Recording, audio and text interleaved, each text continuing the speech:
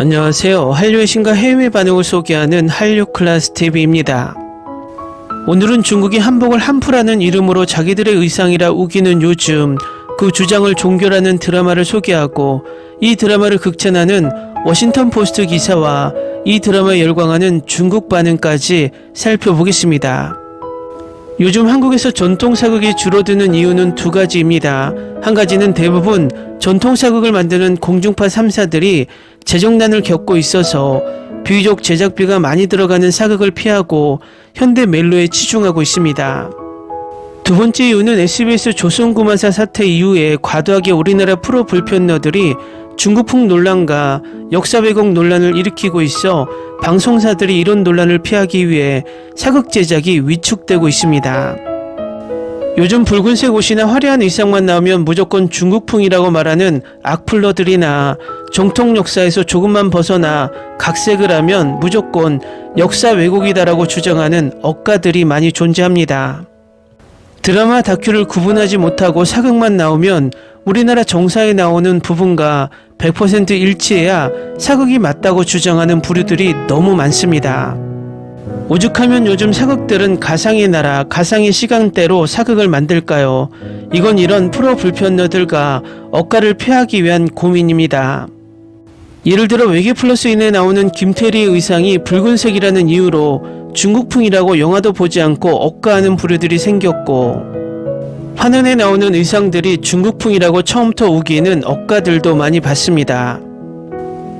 김태리 옷은 우리나라 누덕이라는 겹겹이 천을 붙여서 만든 우리나라 고유 의상을 약간 변형한 옷인데 이걸 중국풍이라고 손가락질합니다.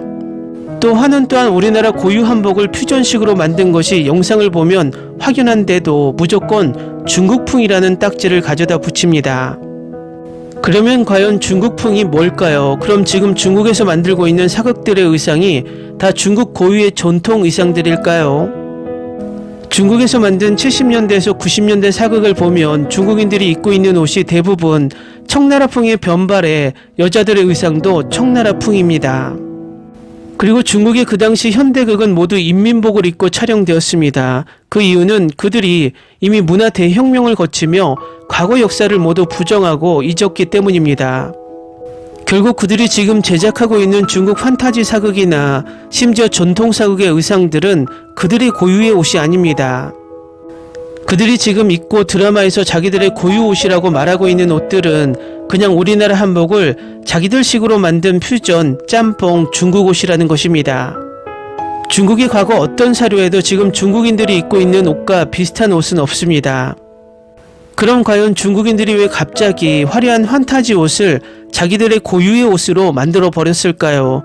그것은 한류가 유행하면서 우리나라 한복이 중국 TV에서 방송되면서 중국의 역사극의 옷들이 화려해지기 시작했다는 것입니다. 그 가장 대표적인 드라마가 바로 선덕여왕입니다. 선덕여왕의 옷들을 보면 고유의 신라 의상의 퓨전식 한복을 가미해 더 세련되고 화려하게 의상을 만들어 그 의상을 보면서 감탄을 자아내게 만든 드라마입니다. 이전의 드라마 계백이나 주몽에서도 화려한 의상을 선보였지만 선덕여왕이 나오면서 우리나라 사극 속 전통 한복에 퓨전 한복이 가미된 스타일이 더 강조되기 시작했습니다. 그 중국은 이 드라마를 보면서 자신들의 전통 중국 옷에 이 한복 스타일을 가미해서 자기들 전통복이라고 스스로가 가스라이팅 되고 있고, 이제는 오히려 자기들이 퓨전 한복을 벗겨놓고 한복을 자기들 것이라고 우기는 단계까지 왔다는 것입니다. 결국 우리나라 일부 억가들도 이런 중국의 과거 드라마 영화에 어떤 옷을 입었는지 확인도 하지 않고 가짜 중국 복식에 현혹되어 이젠 우리나라 드라마에 화려한 한복만 나오면 중국풍이라고 말하고 있다는 것입니다. 일단 미국 워싱턴 포스트 선덕여왕 리뷰 기사를 보고 중국인들이 이 드라마를 어떻게 봤는지 보면 위에 저희 주장이 설득력이 있다는 것을 알 것입니다. 바로 리뷰 기사를 살펴보겠습니다. 사극을 몇 편 봤다고 이게 역대 최고의 사극이야, 또는 한 걸음 더 나아가 이게 역대 최고의 한국 드라마야 같은 횡설수설할 수 없다는 걸 알고 있습니다. 그런데도 저는 선덕여왕만큼 스타일적으로 완벽하고 감정적으로 강렬하고 가슴 아픈 사극을 찾기 힘들 거야 같은 진부한 말을 할 수밖에 없습니다. 처음부터 참혹한 끝까지 긴장감이 자리 잡은 채로 긴장감을 느끼고 그 느낌은 결코 사라지지 않습니다.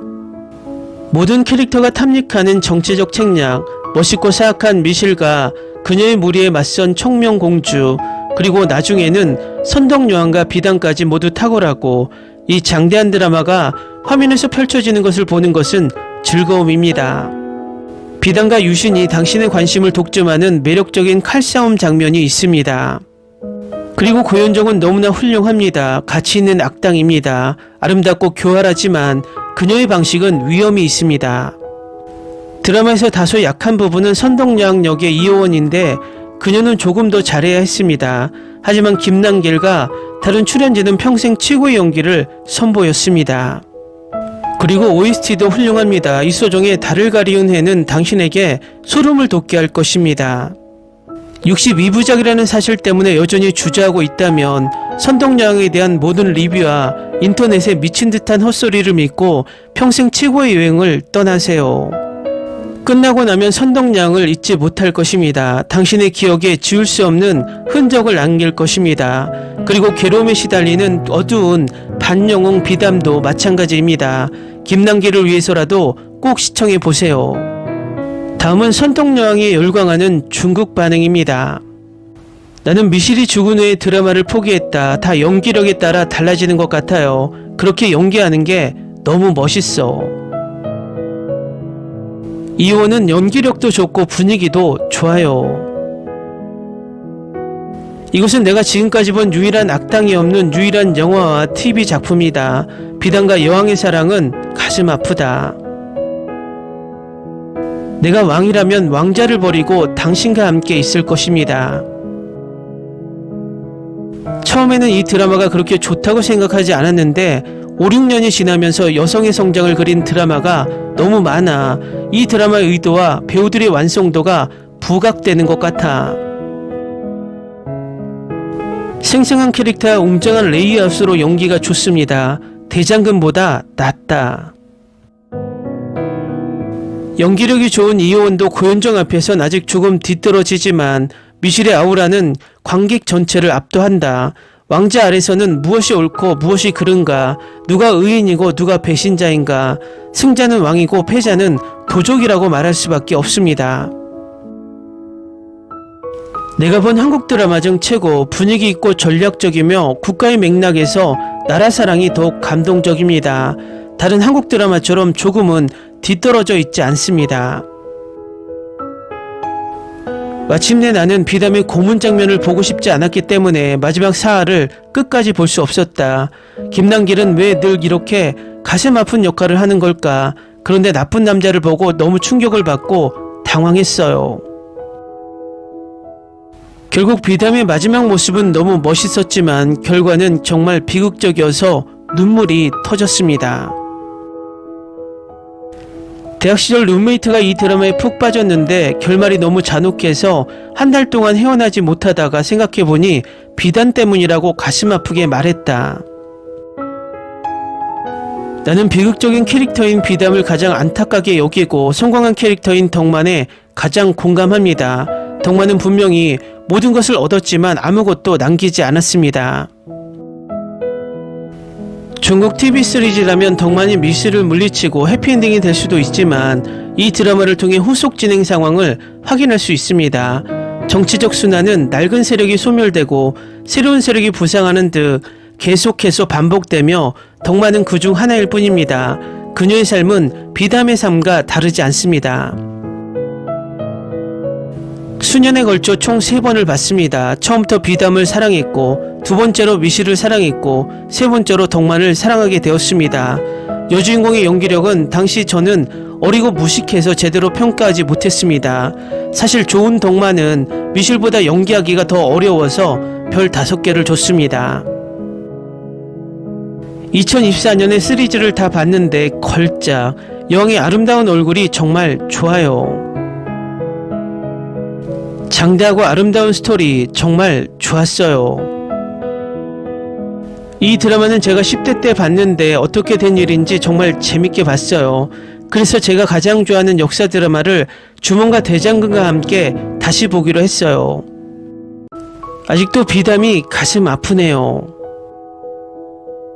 드라마에서 본 가장 예쁜 전사 여왕이지만 비극적인 러브스토리, 괜찮아, 권력과 위대한 유산이 있어. 미실은 정말 대단하지만 이효은이 선동영 역을 잘 소화했다고는 생각하지 못했어요. 하지만 이 드라마의 음모는 정말 좋았어요. 지금 보고 있는 동의보다 훨씬 더 호기심이 많아요. 대단한 드라마이자 그 자체로 걸작입니다. 솔직히 말해서 저는 이 작품의 길이 때문에 오랫동안 보지 않으려고 했지만 마침내 오늘 다 봤습니다. 모든 배우, 특히 미실 역을 맡은 배우의 연기가 훌륭했습니다. 정말 좋았습니다. 지금 제가 느끼는 감정을 말로 표현할 수가 없습니다. 걸작입니다. 오래되었고 오늘날 보는 편집과 촬영이 부족합니다. 하지만 각본, 스토리, 의상, 전투와 싸움 안무, 그리고 캐릭터는 너무 좋습니다. 잊을 수 없는 비담. 댓글 반응 잘 보셨나요? 이 댓글 반응을 보고 느끼셨나요? 과거 이 드라마를 본 중국인들은 단 한마디도 이 드라마의 의상을 중국풍이라고 주장하지 않았고 오히려 의상이 뛰어나다 극찬합니다. 결국 이들은 우리나라 역사극을 심취해 보다가 우리나라 역사 드라마 속 한복에 매료되어 지금의 중국의 전통사극이나 판타지의 이 디자인을 베끼고 응용하면서 지금은 자기들 것이라고 우기고 있다는 것입니다. 그런데 이런 과정을 모르고 중국인들이 우긴다고 우리나라 일부 프로 불편러들도 자기 검열을 하며 우리나라 화려한 의상만 나오면 중국풍이라고 우기는 이상한 종족들이 생겨나고 있다는 것입니다. 또 이런 이야기를 하면 그런 댓글은 중국인들이 남긴 것이다라는 멍청한 댓글을 다는 분들이 있는데 우리나라에도 멍청한 사람들이 존재합니다. 한류 클래스TV는 한류 외신과 해외 반응을 꾸준히 쫓아가 보겠습니다. 재밌게 잘 보셨나요? 여러분의 구독, 좋아요, 댓글, 알림 설정은 컨텐츠 제작에 큰 힘이 됩니다. 그리고 항상 하시는 일마다 대박 나시고 행복하시길 바랍니다.